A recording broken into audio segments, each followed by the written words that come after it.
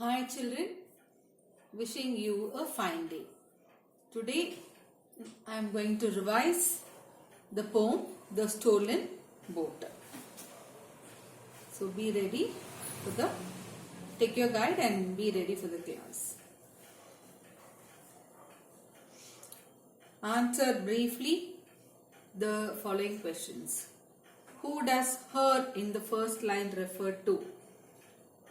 The boat. It refers to the boat. All these question answers, it may be asked for 1 mark.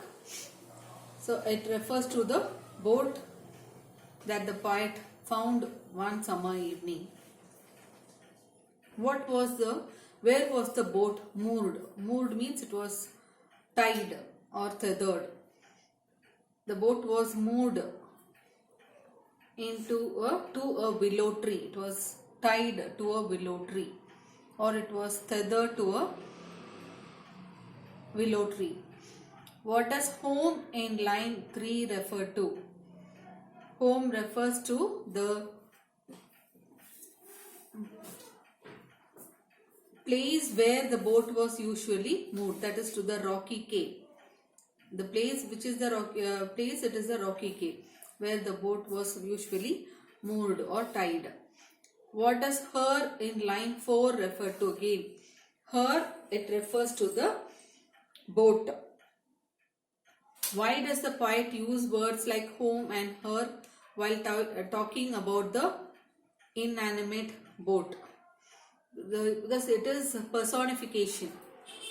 Okay, so the poet personifies the boat, and it is the attraction of the boat to the boy is so much that it acquires a human presence in his mind.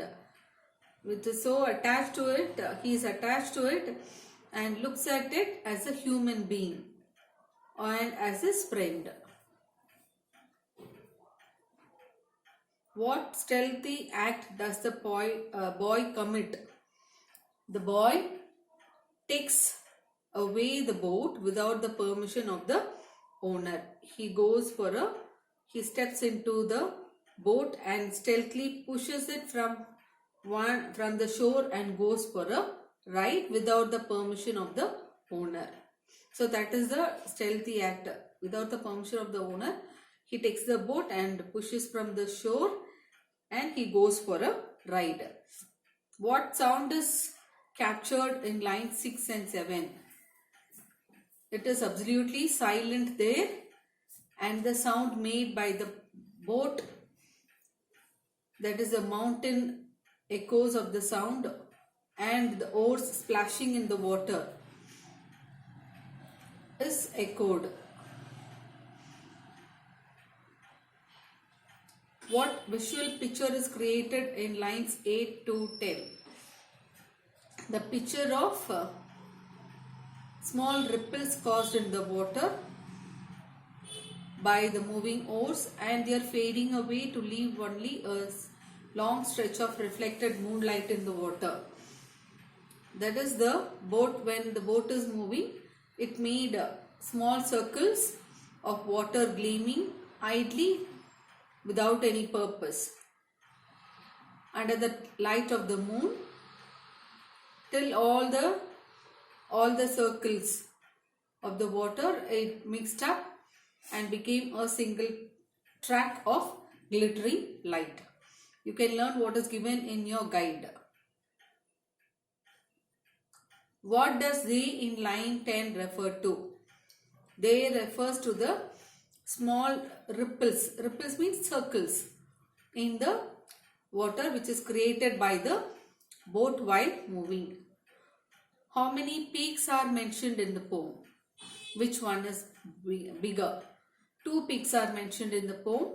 One is the craggy ridge, which was far near to the horizon and where the boy wanted to reach. The second one is a black and a huge peak, and which looms suddenly, which becomes bigger suddenly in front of him. So the second peak is the bigger one. Next one. What is the boat compared to? In line 19 and 20.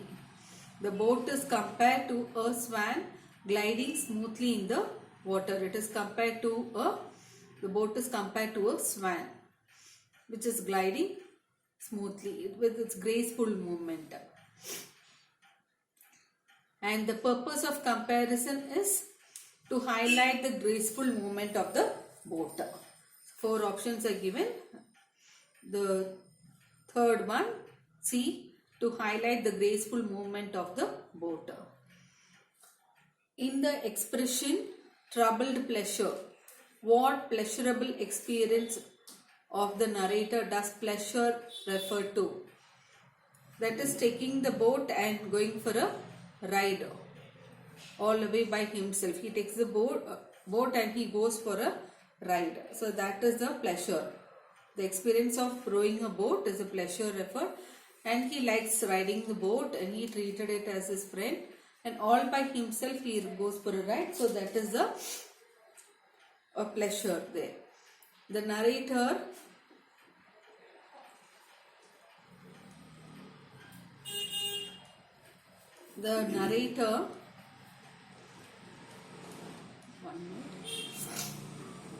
pleasure is trouble, which is trouble.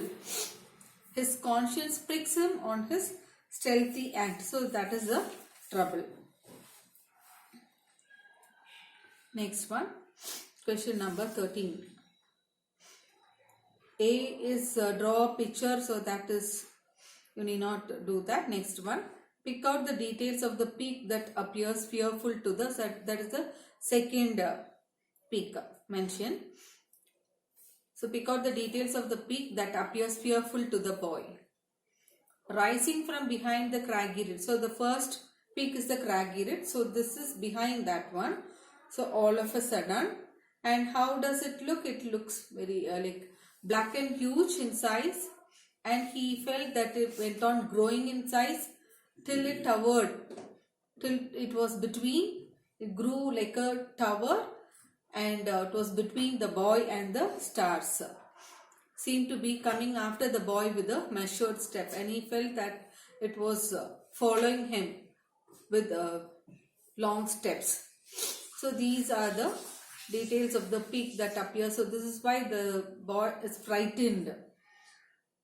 So one is it is a very huge, black and huge, and it is very threatening. The second peak, that is black and huge peak, and he felt that it was growing in stature, it was growing in height, and it was towering between the boy and the stars. And next point, it seemed to be coming. It seemed as if it was following him, or you can write it was chasing the boy with long steps, measured step with long step. The line referred to the movement of the peak. Is it real or imagined by the boy? It is the imagination of the boy. Really, the mountain doesn't follow the boy or chase the boy. It is the fear within the boy, the guilty conscience within the boy. He feels so. So it is the imagination of the boy who is already feeling guilty about his act of stealing the boat. So what is the guilt there? Because he has stolen the boat without the owner's permission, and also he is going for a ride all alone, and you know he is a child riding the boat all alone. So that fear within him and the guilty conscience within him made him feel. So it is the imagination of the boy. Next one, in the boy's imagination, the movement is threatening and menacing, lively and graceful, friendly and inviting. Sure, it is threatening and menacing. It was menacing also, same meaning, threatening only. Next one, question number 14. In the phrase trembling oars, who is trembling? It is the boy who is trembling. The boy is trembling, who is actually trembling. Next one, name the figure of speech in this expression. It is transfer epithet. Already I have explained in the video very clearly. So it is restless night, sleepless night, all those words it is given there. So it is he spent a restless night. So here actually he spent that night. So the adjective is transformed from one particular to another, is called as a transferred epithet. So the adjective, it is for the he, the boy, but here it is transferred to the night. So, and here it is trembling oars. So trembling oars, it is not the oars are trembling, it is the boy's hand which is trembling. So it is transferred epithet. The boy is trembling because of he is frightened by the approaching peak of his guilty conscience of cold. For sure it is because the boy was scared because he thought that the peak was approaching him. Question number 15. The episode of the stolen boat ends with a boy leaving the boat back in its mooring place. The remaining lines of the poem deal with the mysterious shapes and images haunting him. The answer is the mysterious. Mysterious means unable to explain or understand. Shapes and he felt that the mysterious shapes and the images were haunting him. Next one, and this question, the 16th one, in case if this question is asked for 1 mark, what is given here? Fear caused by the sight of the huge black peak, only that you can write. But mostly this question will be asked for 4 marks. Then you are supposed to learn what is given in your guide, page number 115. So this is very important question. Wordsworth defined poetry as emotion recollected in tranquility. So what is the emotion recollected? It is fear and guilt. So that you have to remember, fear and guilt. And in case if the same question is asked for 1 mark, you can write just this one sentence what is given here. What dominant emotion of the boat experience is recollected? It is fear and guilt also. Here guilt is not given, you have to write guilt. Fear and guilt caused by the sight of the huge black peak. Or if it is 64 marks question, then you have to write what is given in your guide, page number 115. Let me explain that. The poet had stealthily taken a boat from its mooring place and had gone rowing in the placid. Placid means in the silent, calm, tranquil. So the boy took the boat and he started, which it was moored to the willow tree, tied to the willow tree, and the home is rocky cave. In case if the word home is given, then you have to write a rocky cave. So he took the boat and he started rowing the boat in the silent lake. And he was both anxious and he was very anxious and also excited.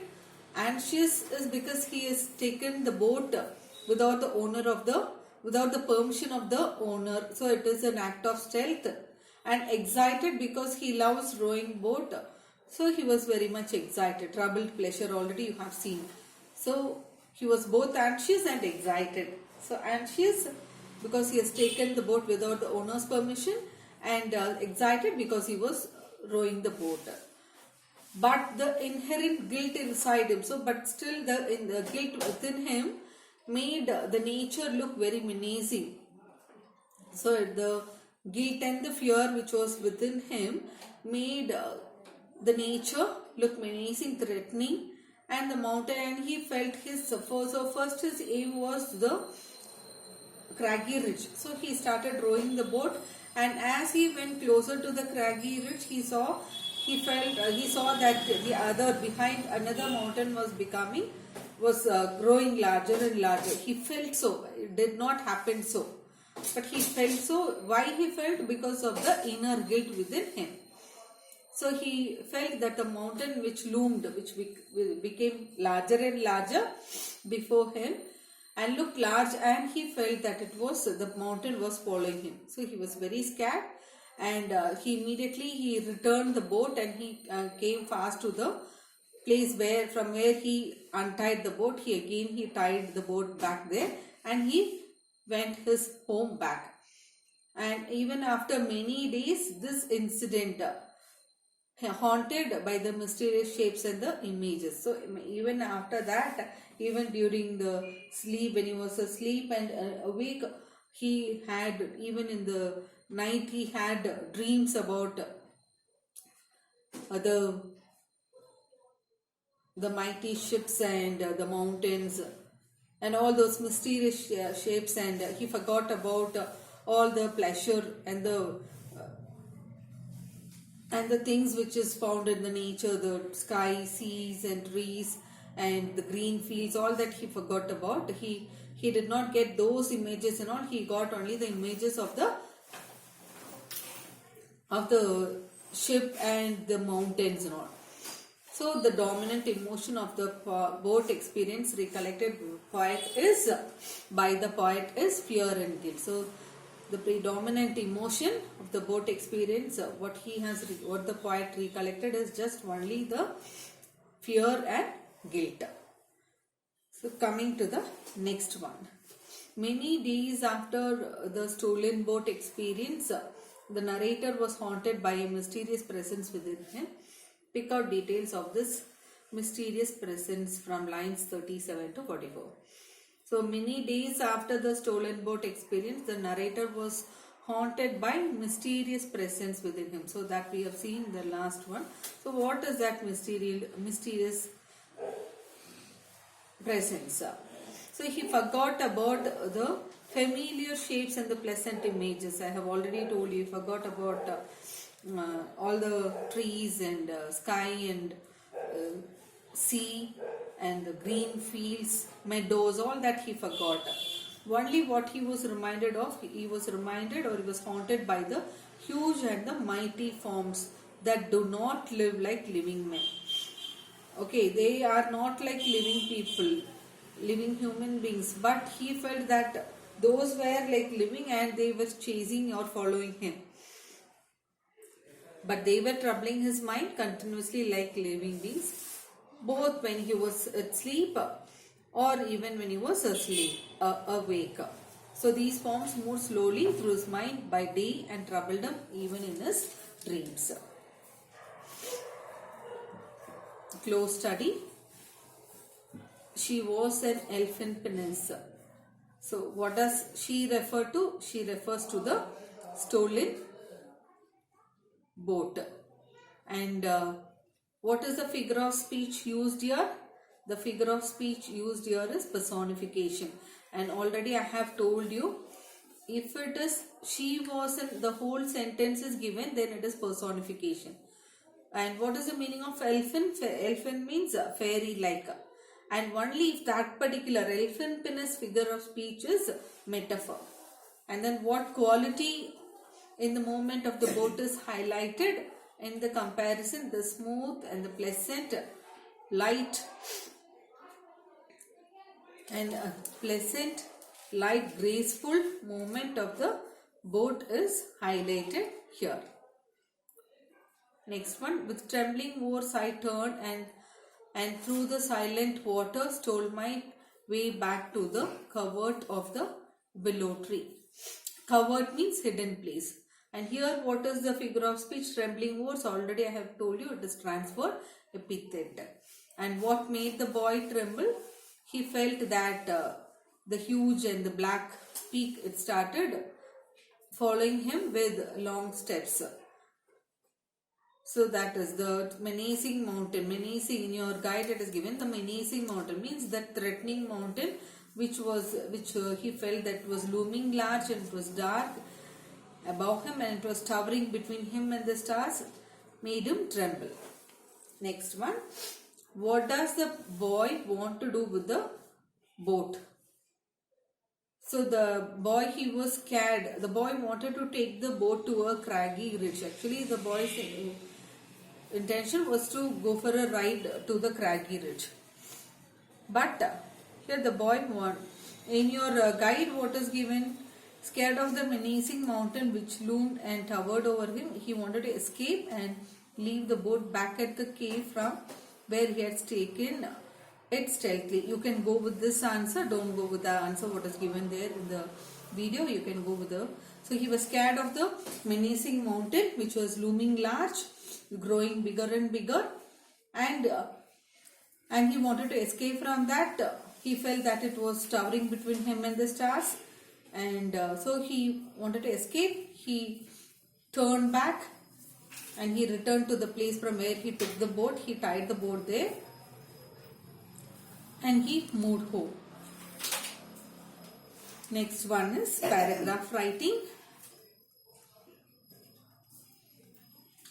Discuss in groups of 4 each. Note down the important points for each question and then develop the points into one paragraph. Answer. Why did Wordsworth say that his moving the boat was an act of stealth? Why was he guilty of this act? You can just go with the answer which is given in your guide. If it is for 4 marks, you can go with that, and if it is for 2 marks, you can go what is given here in the video. Why does Wordsworth say that his moving the boat is an act of stealth? Why was he guilty of this act? So already I have explained. Because the boy was young and he was not allowed to row the boat alone, and probably the owner of the boat was not there, so it did not like anyone touching his boat. Here the boy does not inform the owner of the boat, he takes, and without the permission of the boat he takes the boat. So the Wordsworth says that the boy's moving of the boat is an act of stealth. It was an act of stealth, and his joy and thrill of adventure were troubled by a sense of guilt. This you can go for 2 marks, or you can go with the explanation was given in your guide. And describe the effect that spectacle of the peak had on the poet's mind. The same already what I have explained, only given. In case if you have any doubt, you can contact me. And third one is again important. To Wordsworth, nature was a living presence. Pick out any 5 details from the poem to support this. So these 5 points you have to learn, and this for 4 marks it may be asked, but you should not write only the 5 points, you have to elaborate. Learn the 5 points and try to elaborate it. And have to elaborate. The poet personifies the boat to an elf. Elf means fairy, and he calls the lake silent. The mountain looming ahead is made to look, so the mountain which was growing bigger and bigger, he felt that it was like menacing and threatening, and the poet feels that the mountain is following him steadily, and he felt that the mountain is following him stealthily. It is not steadily, actually it is stealthily, and the poet says that he hears the voice of echo from the mountain. So all these 5 points, through that Wordsworth proves that nature was a living presence.